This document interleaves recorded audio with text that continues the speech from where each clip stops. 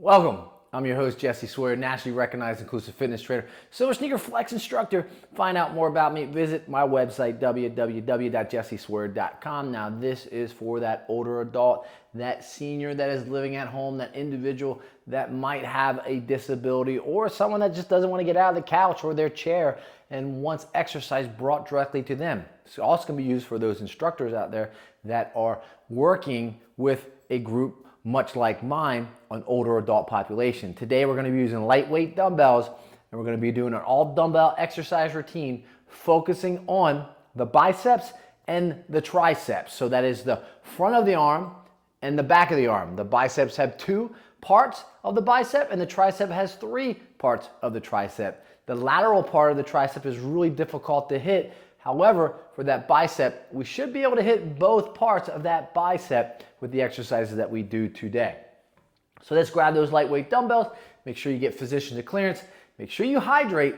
Make sure you subscribe so you can get more videos just like this and other videos throughout the entire week, months, and years, and continue to keep coming back for more. So we're going to start in an upright position. If you're in this seat, you want to sit on the edge of that chair. We're going to turn those palms so those palms are facing me. Thumbs will be facing out. And I'm going to take that right side and I'm going to curl across my body. Now, a lot of times I'll say, make sure that elbow is close to that rib cage, because a lot of individuals don't know how to utilize or engage that bicep. Now, I'm going to be floating through a little bit, so I'm going to be coming up. So my elbow doesn't stay connected to the rib cage, but if you struggle with movement and motion, then you might want to just keep that elbow connected to that rib cage. But if you can float up and engage that bicep, almost like you're drinking a Gatorade or a Coca-Cola or a Pepsi or even a water bottle, that's where you're going. You're going towards that mouth, just don't hit it.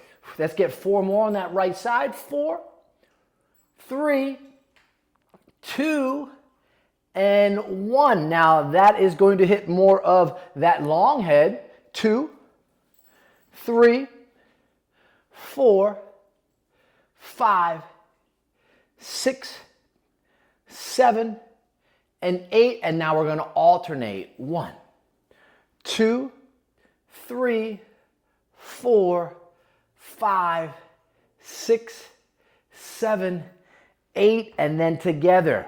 1, nice good squeeze at the top. 2, 3. Isolation is the key. 4 and 5 when you're doing biceps. 6, it can be difficult. 7, because any turn of the wrist, 8, moves that shoulder. So you have to isolate that shoulder at the glenohumeral joint to hit all different heads of that bicep, which again can be more difficult as well, just like the lateral head of the tricep. So now we're going to go to hammer curls. So hammer curls are going to stay straight on like you got a hammer in your hands. So you're going to be in that neutral phase. We're going to go right side curl. 1. So you're just coming up just like this. 2.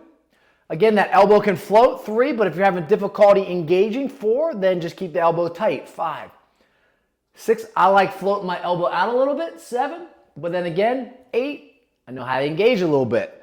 Left side. 2, 3, 4, 5, 6, 7, and now we're going to alternate. Right, left for 8, 7, 6, 5, 4, 3, 2, and then together.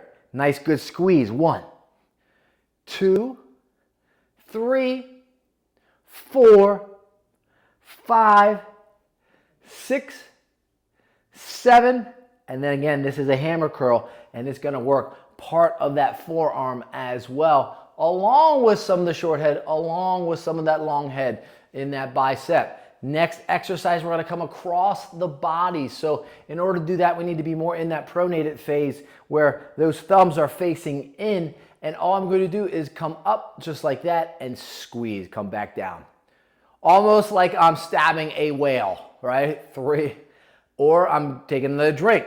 4, drink, and then stab. 5, 6, 7, 8, left side. 1, 2, 3, 4, 5, 6, 7, 8. Now alternate. 1, 2, 3, 4, 5, 6, 7, 8. And then together. 1, stab.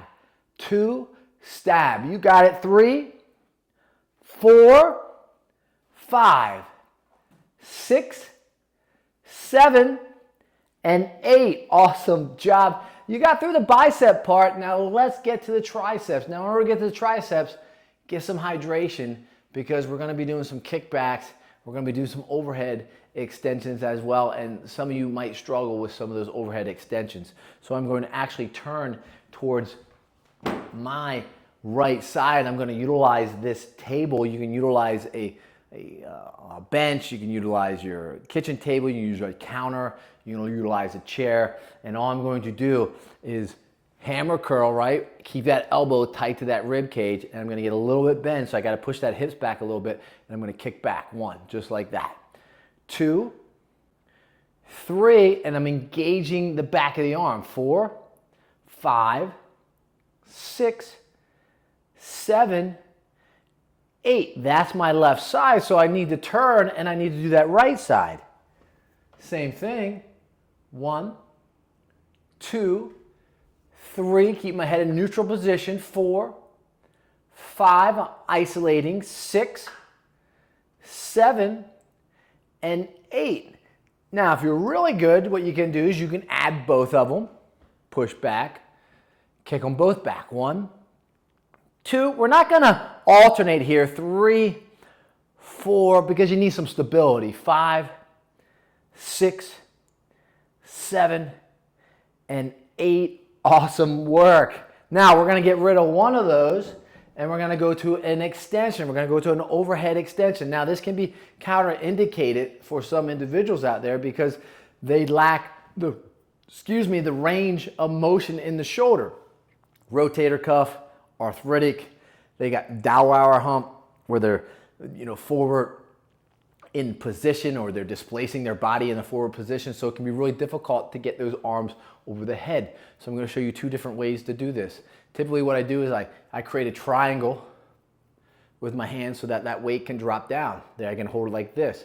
I'm going to push it up and I'm going to take it back behind me and drop it down and push up. 1, 2, 3, 4, 5, 6, 7, and 8.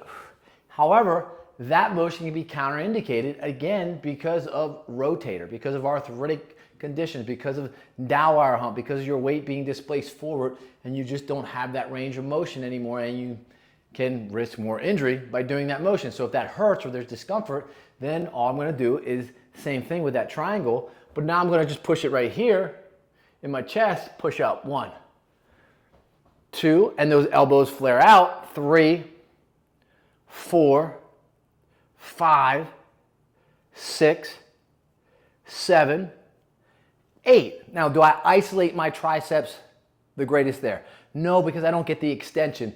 However, if it prevents me from injuring myself more or having discomfort, it's a great way to mitigate that injury or that position. Next exercise for that tricep, I'm going to take that left hand, I'm going to just cross my body right here like I'm blocking, in football, a little shiver, and I'm going to just take my arm and put my right arm so the elbow is extended beyond, and then I'm going to pull back and take it out. 1, just like this.